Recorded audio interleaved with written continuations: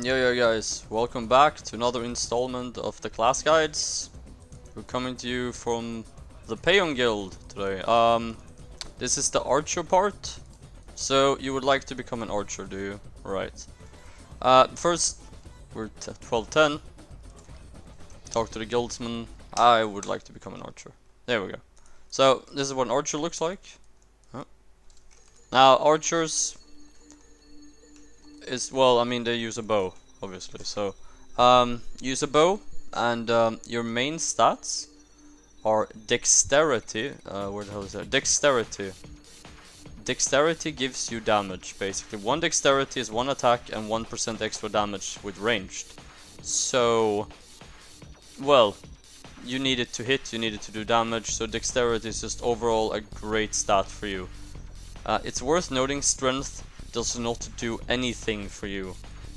Nothing worth noting anyway. I think it's like 10 or 15 strength for one attack as a archer. It's just not worth it. Agility, it gives you attack speed, it gives you dodge. I would definitely go for, like, maybe keep vitality at 10, 15, the same with intelligence, and then basically spread it even between agility and dexterity. So you would end up with like 70 or 80 not intelligence, sorry, agility or dexterity. And then just a low amounts of intelligence and vitality for that extra health and SP. And agility to dodge things and to shoot faster. Weapon of choice obviously is a bow. Now what's really cool about archers is the fact that they can get any element in the game through arrows. We'll talk about that in the hunter guides and so on as well, but basically you can get, like, you use a bow here, see, composite bow, and then arrows. We do not have any. Oh wait, here we go. Yeah, you have these quivers as well. Now quivers can actually, maybe we can,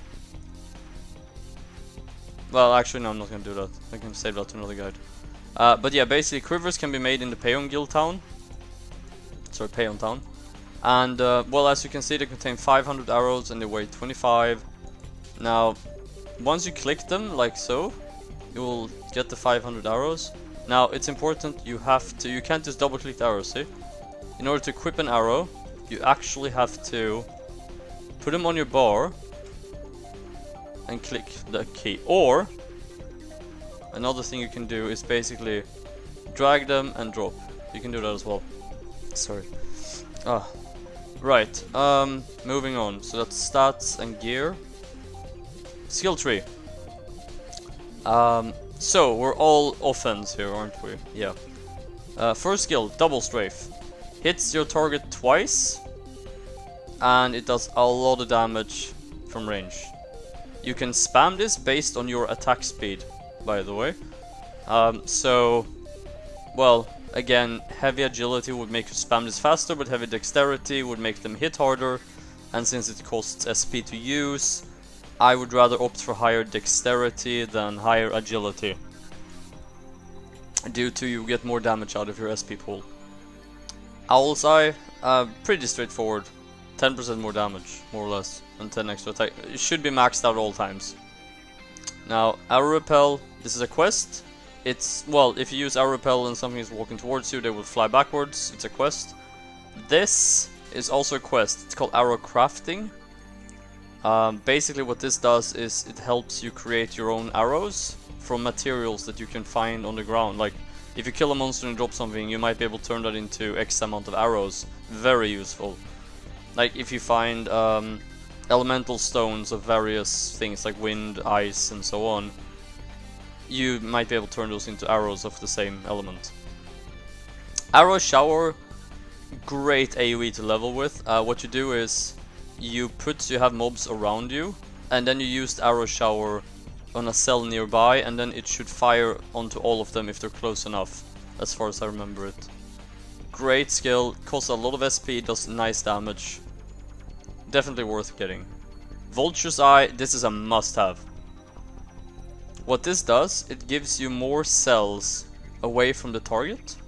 Now, normal attack range is like here, okay? I think it's like 3 cells or 2 cells away, whatever it is. However, if you max out Vulture's Eye, we should be able to stand stuff like, for example, here, and still reach this guy here. Now, if we click on him from here and start shooting him, he will most likely be dead before he reaches us, meaning it doesn't cost us any HP, whereas if we stand up here and click him, he's gonna reach us instantly. So as a ranger, make sure you take the vulture's eye, as an archer, make sure you pick up this vulture's eye as fast as you can. And then try to range mobs on the outskirts of your screen to save yourself like health and hassle, and it's cool as well to snipe mobs. Then you have improved concentration, our last skill in the archer tree. Amazing skill, literally like 12% more agility and dexterity based off how much you already have, which is why a decent spread is better. Like a say 60 60, 70 70, 80 80 instead of like 90 and 20 or something. It's a buff. It also reveals hidden monsters. Might be worth noting. Like if you use it, there's gonna be a little thing around you when you click it, and anything that's stealthed around you gets hidden, like revealed. But yeah, also buff you should always have up. And like in my opinion, there's only 5 skills here, right? You can max all of them. I would start off with these 2, and then auto attack my way into like putting 1 or 2 here, and then max this out, and then max Hour Shower last, because you don't need it at the very early levels. It's more like when you're up to like 40, 50, that sort of thing, I guess. So yeah, I think that concludes the archer side, the archer installation of this class guides. These class guides even, sorry, it's like, I can't even speak English today. Right, so yeah, thank you for watching, and I hope you found this to be helpful. As always, you're always welcome to support us in whatever way you can and want to.